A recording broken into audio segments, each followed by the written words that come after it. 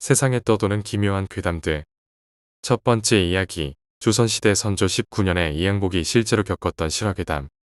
조선시대 선조 19년에 일어난 사건이다. 진사관직을 가지고 있던 외암 기문의 집에 사단이 생겼다. 그 집 가축과 하인들이 잇따라 죽었고 그의 노모는 뭔가에 홀린 듯 미쳐 날뛰었다.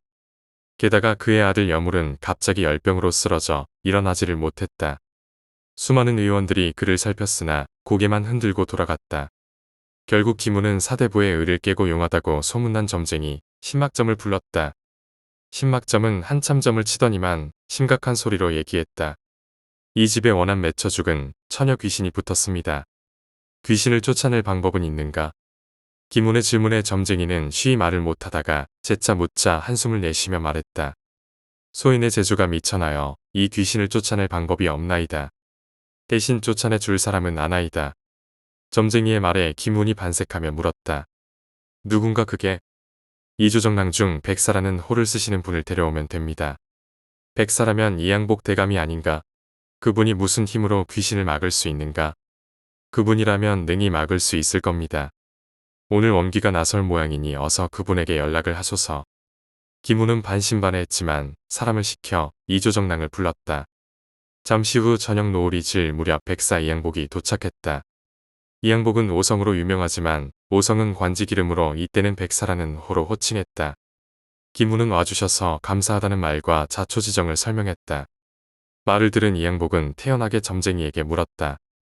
그럼 내가 어떻게 하면 되겠는가? 영감 마님은 의선대군의 인을 받지 않으셨습니까?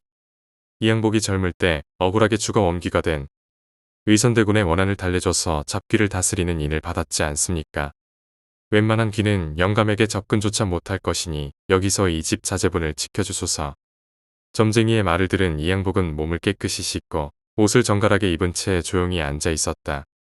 유시가 되자 갑자기 바람이 불었다.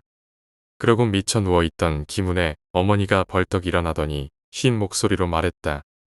이 갈갈이 찢어 죽여도 시원치 않을 것들, 오늘이야말로 이 집안의 놈들 씨를 말려주마. 그렇게 외치며 봉둔한 발을 한 채 기문의 어머니가 걸어왔다. 집안의 장정들이 노파의 몸을 붙들었으나 노파는 장정들을 물리치고는 안방으로 들어왔다. 오늘 이날을 기다렸다. 내 놈들 씨를 말려주마. 노파가 무서운 형상으로 들어오자 담이 약한 사람들은 기절을 하고 다른 사람들도 엎드린 채 일어나지를 못했다. 노파가 여물의 곁으로 가는 순간 이양복을 보자 뒷걸음질을 쳤다. 내 놈은 뭐하는 놈이냐. 어서 비켜라. 노파가 무서운 형상으로 고함을 질렀으나 이양복은 태연했다. 그러자 노파는 벽에 걸린 장검을 뽑아들어 이양복에게 휘둘렀다. 비키지 않으면 이걸로 내 놈을 베겠다. 그러나 이양복은 물러나지 않고 제망매가를 불렀다. 그러자 노파는 괴로운 듯 비명을 지르며 물러났다. 내 이놈 오늘은 내 그냥 가지만 내일 내 놈들을 요분질해주마. 귀신이 물러나자 노파는 입에서 피를 토한 채 쓰러졌다. 악몽의 밤이 지난 후 이양복은 기문과 점쟁이를 불렀다. 내 재주가 마땅치 못하여 원기를 완전히 잡지 못했네. 자네는 무슨 도리가 없겠는가? 이양복의 대답에 점쟁이는 한참 점을 치다 물었다. 이 원기는 보통 원기와는 다릅니다. 상당히 덕을 쌓은 귀인데 무슨 일로 원으로 바뀌었나이다. 아니 그 귀가 우리 집안하고 무슨 원한이 맺혀 이런단 말인가? 설명 좀 해보게. 그건 이 집의 사위가 잘 알고 있을 듯합니다. 점쟁이의 말을 듣자 모여있던 집안 사람 중 사위가 소스라치게 놀라며 점쟁이에게 외쳤다. 그럴 리가 없사옵니다. 그 귀신은 분명히 무슨 말인지 상세히 말해보게. 기문의 역정의 사위가 한 말은 이러했다. 1년 전 과거길에 오른 사위는 비가 오자 산속에 사당으로 들어갔다. 초를 붙이고 보니 사당은 깨끗했고 벽엔 미인도가 그려져 있었다. 사위가 미인도에 손을 댄 순간 말소리가 들려왔다. 제가 마음에 드시옵니까? 누구요? 사위는 소스라치게 놀랐다. 놀라지 마옵소서. 소녀 잡귀이긴 하나 사람을 해치지 않습니다. 귀신의 정감 어린 말에 사위는 안심하고는 귀신과 얘기를 하고 자신은 세 번째 과거를 보러 가는데 이번에도 떨어지면 부모님이랑 약혼자에게 면목이 없을 거라고 넋두리 하듯 얘기했다. 그럼 소녀가 도와드리겠나이다. 제 초상화를 가져가소서. 대신 제 부탁을 한 가지 들어주셔야 합니다. 비록 보이지는 않았지만 초상화가 마음에 들고 처지가 급해 귀신의 말을 들었다. 그러자 실제로 과거에 붙었고 장가도 들었다. 사위의 얘기를 들은 김훈이 노했다. 내 놈이 귀신을 부린 게구나. 아니옵니다. 장인어른 저의 말을 들어주소서. 사위의 말에 김훈은 잠시 화를 다스렸다. 처음엔 귀신의 말을 듣고 운수가 대통할 수 있었는데 어느 날 귀신이 약조를 지키라고 하더이다.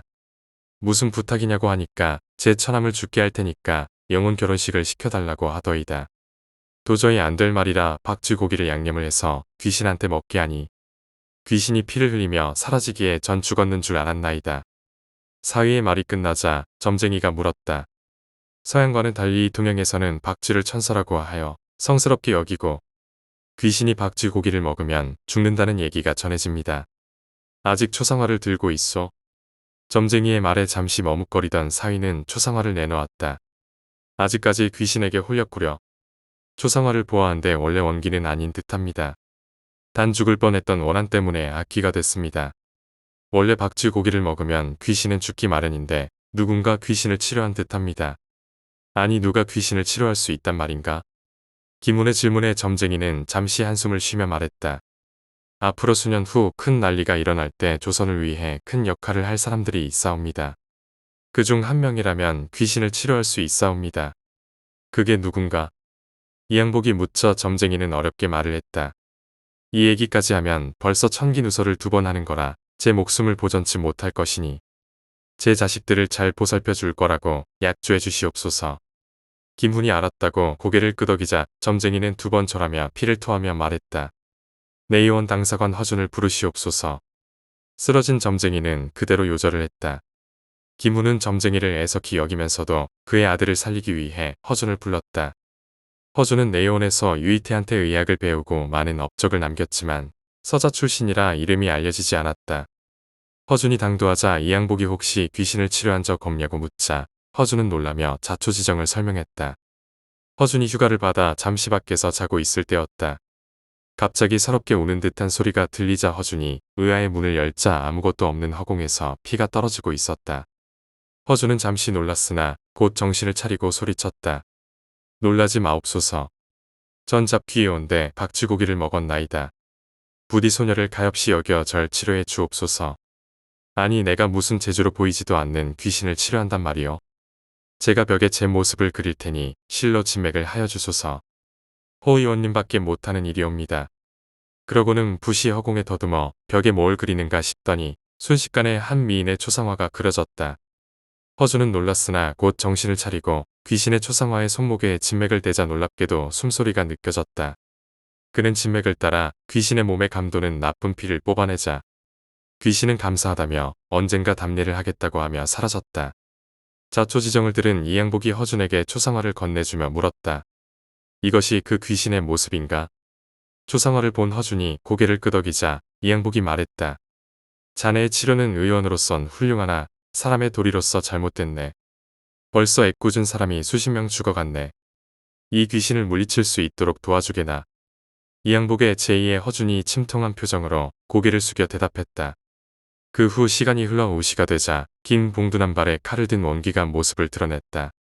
눈은 뒤집혀지고 입에선 원한에 찬 괴성이 흘러나왔다. 오늘이야말로 내놈들 씨를 말려주마. 귀신이 칼을 휘두르는 순간 허준이 소리쳤다. 내 자네의 원한을 모르지 않네. 하지만 이렇게 사람들을 죽인다고 해서 무슨 좋은 일이 있겠는가.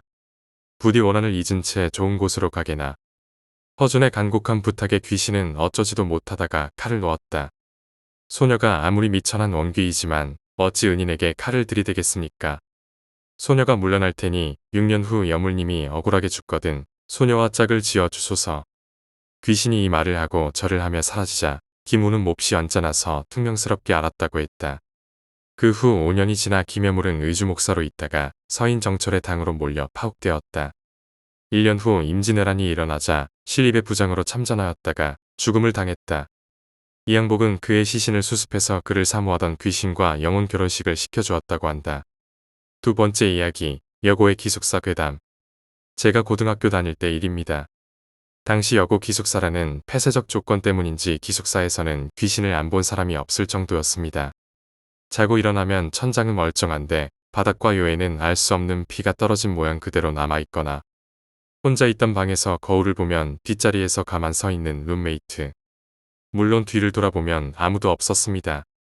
저희 기숙사는 특이하게도 침대방이 아니라 온돌방이었고 기숙사의 분위기보다는 가정집의 분위기가 더 짙은 곳이었습니다. 그래서인지 방의 개념도 희미해서 서로 방을 바꿔 잔다든지 친구들이 서로 다른 방에 가서 자는 일이 흔했었죠. 당시 저는 무서움을 안 타는 성격인지라 귀신을 보았다는 그런 상황을 즐기던 타입이라 웃어넘기곤 했었는데 고등학교 2학년에 올라가면서 3인실을 쓰게 되자 상황이 달라졌습니다. 저는 자는 포즈가 똑바로 누워서 가슴에 손을 얹고 일어날 때까지 자세가 변하지 않고 자는 타입인데 3인실을 쓰게 되자 일주일에 한두 번은 꼭 가위에 눌렸습니다. 사실 가위에 눌리는 건 귀신의 장난이 아닌 심리적 스트레스일 것이라고 생각하며 대수롭지 않게 넘겼었죠. 그런데 여름으로 다가갈수록 가위 눌리는 횟수가 늘었습니다. 그러던 어느 날, 그날은 가위도 눌리지 않고 모처럼 편히 자다 새벽 5시경에 갑자기 눈이 떠졌습니다. 잠든 지 2~3시간밖에 지나지 않았던 터라 정말 신기했습니다. 새벽 5시쯤인데도 여름이 가까워서인지 창 쪽에서는 벌써 날이 조금씩 밝아지고 있었고 제 왼쪽을 보니 사람 그림자가 뚜렷하게 3명이 보였습니다. 처음에는 새벽이라 그림자도 잘 보이네 라고 생각했지만 다시 생각하니 제 방은 3인실이라 저 옆에 있는 2명의 그림자만 보여야 했습니다. 하지만 잠에 상당히 취했던 터라 저는 옆방 친구가 놀러와서 자나 하고는 다시 잤습니다. 그런데 다음날 아침 어제 다른 방 애가 우리 방 와서 잤었어? 라고 물었지만 친구는 시험 기간이라서 둘 다 새벽 5시까지 공부하다가 잠들었다고 합니다. 그리고 한 명은 자려고 누웠는데 바로 가위에 눌려서 너무 무서운 나머지 도서관에 있었다고 했습니다. 그리고 생각해보니 저와 제 친구가 누웠던 자리는 그림자가 안 보이는 자리였습니다. 그럼 그 2명의 그림자는 누구였던 걸까요? 그 뒤로 저는 자는 습관을 바꿔 똑바로 누워 자지 않습니다. 세 번째 이야기, 마지막 전화. 4년 정도 지났을까요? 당시 내 친구 A에게는 대학에서 만난 여자친구인 B가 있었습니다. 나도 여자친구와 사귀고 있었기에 4명이서 같이 노는 일이 많았습니다. 그리고 4년 전 겨울이었습니다. 그 A는 밤늦도록 아르바이트를 하고 새벽 2시쯤 집에 돌아왔다고 합니다. 주말이다 보니 평소보다 손님이 많아서 집에 돌아오니 녹초가 되어 바로 잠에 들었습니다. 그런데 잠시 뒤 전화벨이 울리기 시작했습니다. 전화를 건 것은 B였습니다. 무슨 일이야, 이런 시간에? A가 잠에 취해 그렇게 말했지만 언제나 밝게 대답하던 B의 반응이 이상했습니다. 아직 안 자고 있었구나, 미안해. 그녀의 대답은 곧 들려왔지만 어쩐지 전파 상태가 좋지 않은 듯 때때로 지지직거리는 소리가 섞여 들어오고 있었습니다. 어디에 있는 거야? 라고 A는 물었습니다. 전에 말했었지. 오늘 시골에서 친구가 놀러와서 다 같이 드라이브 중이야. 그러고 보니 오늘이었구나. 하지만 너무 피곤했기 때문에 너무 늦게까지 놀지 말고 들어와. 전파 상태가 별로 안 좋네. 고속도로야? 이렇게 말하며 빨리 전화를 끊으려고 했다고 합니다. 그렇지만 왠지 그날은 B가 좀처럼 전화를 끊으려 하지 않았다는 것입니다. 오죽하면 취직은 이런 곳에 하면 좋을 것 같아라든가. A군은 위가 약하니까 과식하면 안 돼 같이 별 상관없는 이야기까지 하기 시작했다는 것이었습니다. A는 무언가 이상하다 싶어. 왜 그래? 무슨 일 있어? B는 한동안 입을 다물고 있다가 울먹이는 목소리로 미안해, 아무것도 아니야. 라고 계속 반복했다고 합니다. A는 아무래도 신경이 쓰였지만 너무 피곤했던 나머지 다음 날 만나자는 약속만 하고 전화를 끊었습니다. 다음 날 아침 A를 깨운 것은 B의 어머니로부터 걸려온 전화였습니다. 해안가의 고속도로를 달리다 B가 타고 있던 차가 핸들을 잘못 꺾어 중앙분리대에 부딪히고 만 것입니다. 경찰의 말에 의하면 4명 모두 차 밖으로 튕겨나가 즉사했다고 했습니다. B는 가까운 병원으로 이송 중 세상을 떠났다는 것이었습니다. A는 망연자실해져서 B의 집으로 갔습니다. 초췌한 얼굴이 된 B의 어머니는 A에게 울며 매달려 미안해, A군. 이제 더는 B와 만날 수 없어. 라고 계속 반복했습니다. 그때 A의 머릿속에 어제 미안해를 반복하던 B의 전화 내용이 떠올랐습니다. 그래서 A는 B의 어머니에게 부탁해 B의 휴대폰을 받았습니다. 핸드폰은 B의 오른손에 꼭 쥐어져 있었다고 했습니다. 그런데 B가 병원으로 이송된 시간을 듣고 A는 무언가 이상하다는 생각이 들었습니다. 병원에 도착했을 때의 시간은 새벽 2시 35분이었다는 말 때문이었습니다. 분명 B는 병원으로 이송 도중 세상을 떠났을 텐데 그때 A는 B와 통화를 하고 있었던 것입니다. A는 B의 어머니에게 그 사실을 이야기하고 경찰에게 부탁해 통화 내역을 조사해 보았다고 합니다. 놀랍게도 B의 전화는 2시 35분이 넘어서도 통화 중이었다고 합니다. B는 세상을 떠나고서도 A에게 마지막 인사를 전하고 싶었던 것입니다. 지금도 이 이야기만 나오면 A는 그때 조금만 더 전화를 했어야 했어라며 후회합니다. 어느덧 4년이 지났지만 우리는 아직도 B를 기억하고 있습니다. 세상에는 단지 무서운 귀신만 있는 것이 아니라 이런 안타까운 일도 있다는 것을 알리고 싶었습니다. 네 번째 이야기, 괴한. 어릴 적 우리 집은 대단한 시골에 있었습니다. 정말 아무것도 없는 촌구석이었기 때문에 일용품을 사기 위해서는 산을 넘어가야만 했습니다. 그리고 그날도 우리 가족은 해가 지고 쇼핑을 하러 갔습니다. 어머니가 운전을 하고 나와 여동생은 뒤에 탄 채였습니다. 슈퍼 두 곳과 약국, 문방구를 들르는 평상시와 똑같은 루트였습니다. 문방구에는 한 장에 30엔짜리 예쁜 종이접기가 있었기 때문에 나는 그것을 살 생각이었습니다. 슈퍼와 약국에서 필요한 것들을 사고 드디어 내가 가려던 문방구에 도착했습니다. 차를 근처에 대고 나만 내려서 문방구로 향했습니다. 하지만 문방구는 임시 휴업이라는 벽보를 붙여놓고 문을 닫은 채였습니다. 어쩔 수 없이 나는 차로 돌아가 어머니에게 다른 문방구에 데려다 달라고 부탁했습니다. 하지만 어머니는 아무 말 없이 차를 출발시켰습니다. 어째서인지 차는 무척 빠른 속도였고 나는 여러 가게를 들르게 해서 어머니가 화가 났나 싶어 기죽어 있었습니다. 그리고 내가 가자고 했던 문방구에 도착해서 나는 혼자 내려 종이접기를 사서 돌아왔습니다. 그리고 차에 올라타 문을 닫은 순간 갑자기 어머니는 차를 급발진시켰습니다.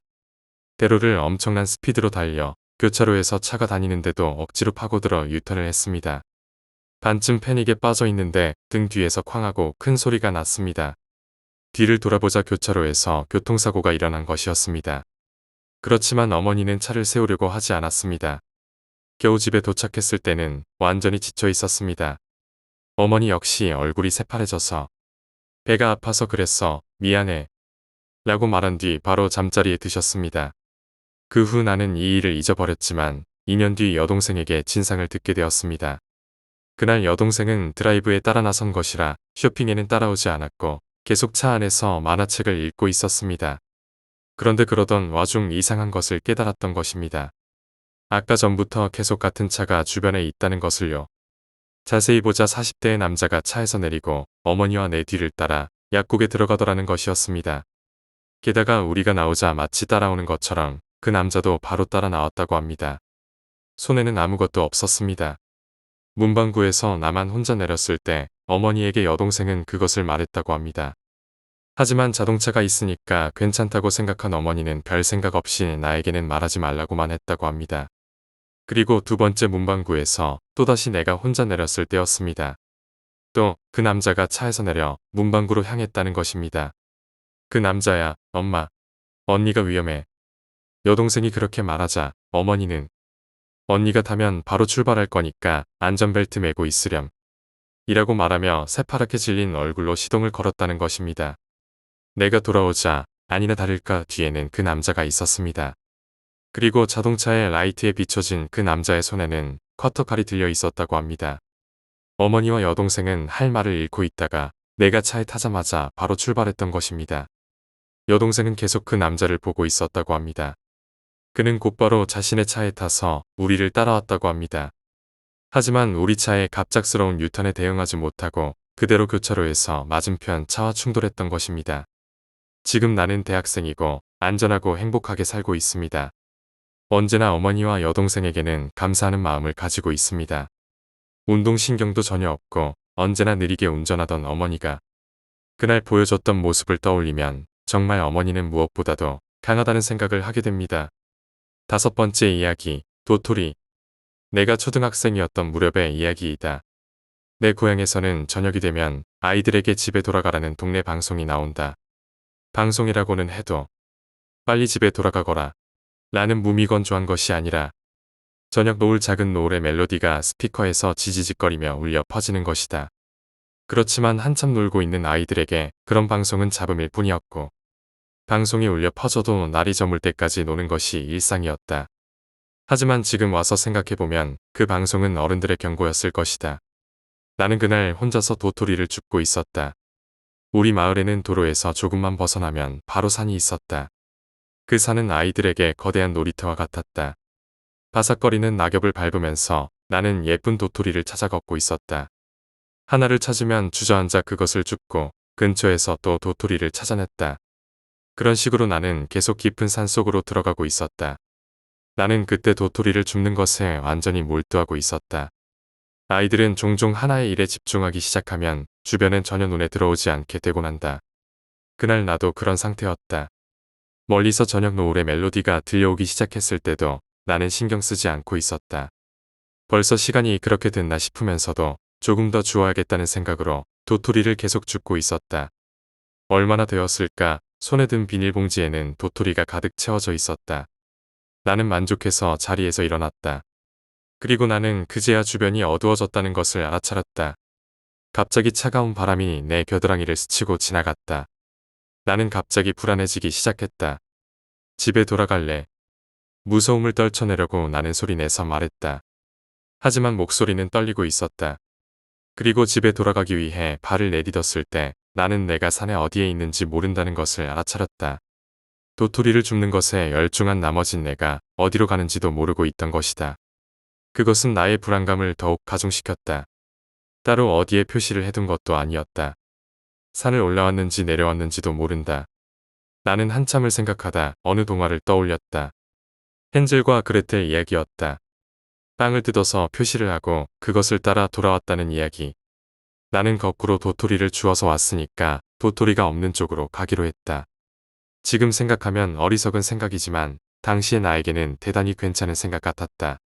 하지만 그것은 생각만큼 쉬운 일이 아니었다. 도토리는 어디에나 떨어져 있었고 해가 진 상황에서 도토리가 없는 쪽을 찾는 것은 불가능에 가까웠다. 나는 옆에 있는 바위에 걸터앉아 어찌할 바를 모른 채 있었다. 그리고 때때로 멀리서 들려오는 정체 모를 짐승의 울음소리에 겁을 먹고 있었다. 점차 어둠 속에서 이상한 것들이 보이기 시작했다. 옛날 이야기에서 들었던 산에 사는 거대한 짐승. 산에서 조난당해 죽은 사람들의 귀신. 차례로 어둠 속에서 나타났다 사라지는 환각을 보며 내 정신은 점점 흐릿해져 가고 있었다. 나는 이대로 죽는 것일까?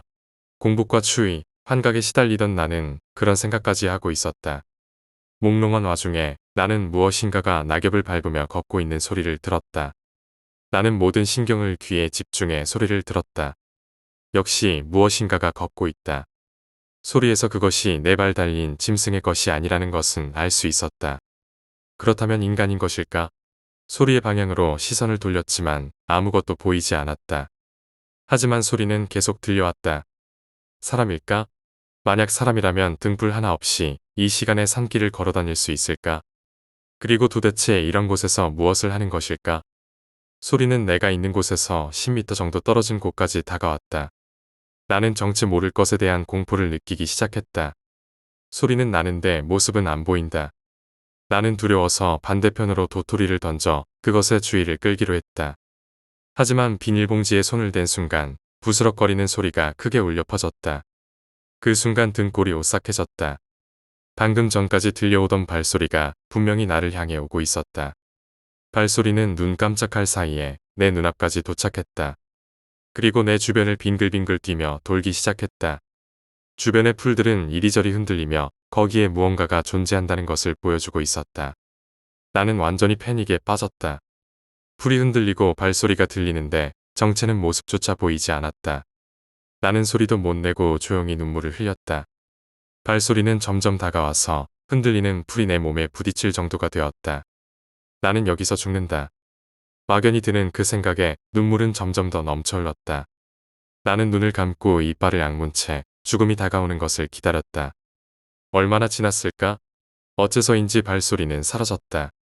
불의 흔들림도 느껴지지 않았다. 나는 살았다고 생각하며 안도의 한숨과 함께 눈을 떴다. 그리고 나는 한순간 숨을 멈췄다. 내 코앞에 주름투성이의 추악한 얼굴이 있었다. 마치 고대 유적에서 발굴된 미라 같은 모습이었다. 그것과 시선이 그대로 마주쳤던 것이다. 기분 나쁜 목소리로 그것이 말했다. 나는 그 말을 이해할 수 없었다. 내가 살던 지방의 사투리와도 전혀 다른 독특한 분위기의 말이었다. 그리고 그것은 몇 번이고 같은 말을 반복했다. 나는 공포에 질려 소리조차 낼 수 없었다. 눈앞에서 일어나는 것들이 현실이라고 생각되지 않았다. 하지만 소리는 분명히 들려오고 있었고 점점 목소리가 험악해지고 있었다. 뭐라고 말하는 것인지 나는 열심히 생각했다. 생각하는 동안에도 소리는 계속 커져서 고막이 터질 것만 같았다. 점점 그것에 눈이 대굴대굴 움직이기 시작하더니 얼굴 전체가 덜덜 흔들리기 시작했다. 그때 내가 왜 그렇게 한 것인지는 아직도 모르겠다. 나는 그 순간 손에 들고 있던 도토리가 가득한 비닐봉지를 그것에게 내밀었다. 순간 흔들리던 얼굴이 멈추고 눈의 초점이 내가 내민 비닐봉지로 향했다. 그리고 큰 소리와 함께 그것은 내가 내민 봉지를 들고 크게 웃으면서 사라졌다. 그대로 나는 공포에 잠도 이루지 못하고 아침까지 떨고 있었다. 내가 그곳에서 움직인 것은 아침 해가 뜨고 나서였다. 밤새 같은 자세로 앉아 있었기 때문에 다리가 저려서 움직이는 것도 힘들었지만 한동안 산속을 걷자 나를 찾고 있던 어른들을 발견했다. 나는 안심한 나머지 그 자리에 주저앉아 펑펑 울면서 어른들을 불렀다.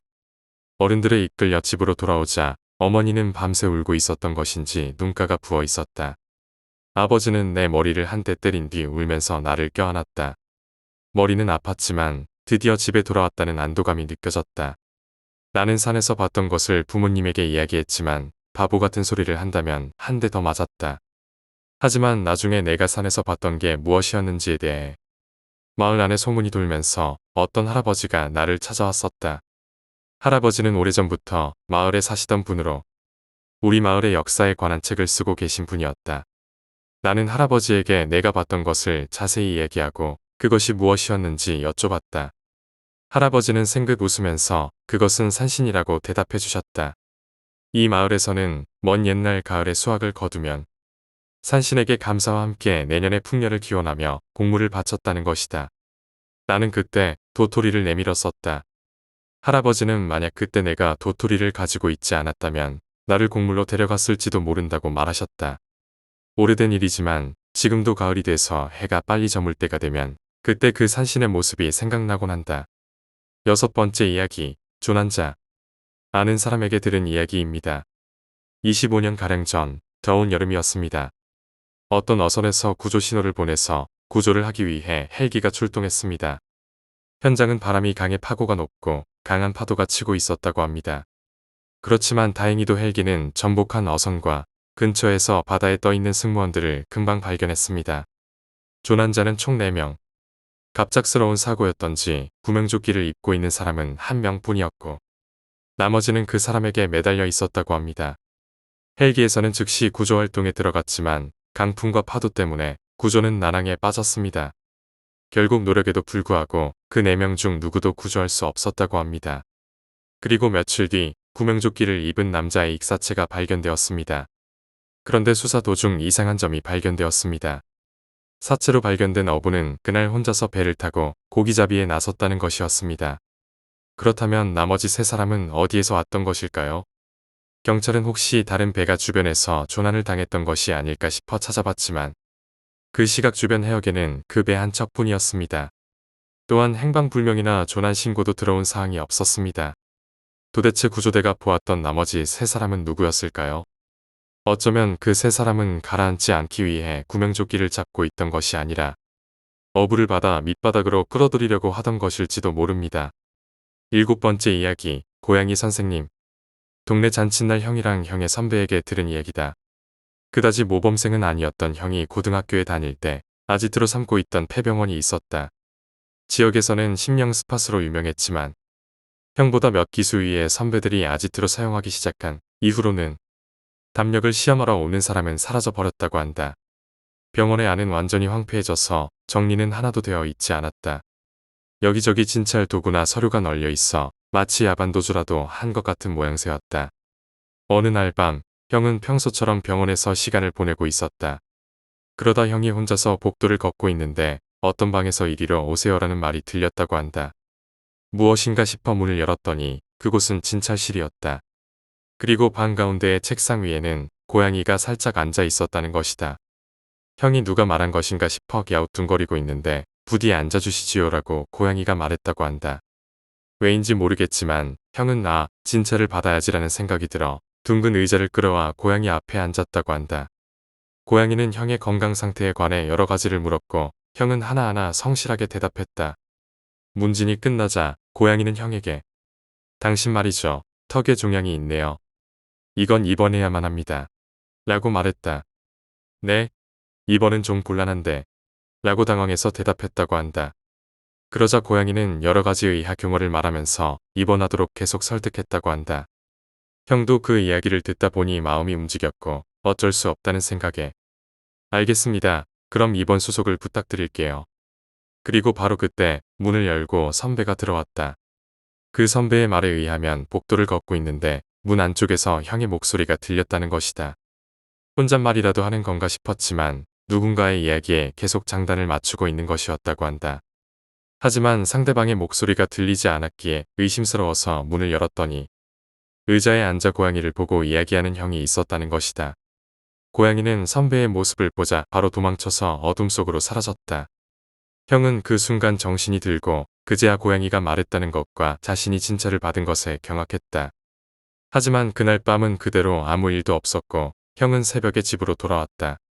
그 후 형은 어쩐지 폐병원에 가는 것이 꺼려져서 같이 사건을 목격한 선배와 함께 폐병원에 가는 것은 되도록 삼가고 있었다. 그리고 반년 후 치통을 치료하러 치과를 찾았던 형은 놀라운 이야기를 듣게 되었다. 엑스레이에 작은 종양이 찍혔다는 것이다. 예전에 찍었던 엑스레이와 비교해 보았을 때 약 1년 정도 된 것 같다는 말이었다. 형은 고양이가 말했던 것이 사실이었나 싶어 깜짝 놀랐다고 한다. 결국 형은 큰 대학병원에 가서 10일 정도 입원하며 턱의 종양을 잘라내는 수술을 받았다. 당시 초등학생이었던 나는 형의 병문안을 갔던 걸 똑똑히 기억하고 있다. 다행히 종양은 양성이었고 그 후 재발하는 일 없이 형은 건강히 살고 있다. 형은 고양이가 종양을 주의하라고 알려준 것이라며 감사했고 폐병원에 고양이 사료를 잔뜩 사와 놓고 왔다고 한다. 그렇지만 나는 형의 이야기에 납득할 수 없었다. 만약 그때 선배가 문을 열지 않았다면 어떻게 되었을까? 고양이에게 설득당한 형이 그대로 입원을 했다면 무슨 일이 있었을지 모르는 것 아닌가? 애초에 고양이가 말하는 입원이라는 것은 도대체 무엇이었을까? 나에게는 아직도 그 사건이 기묘한 공포로 남아있다.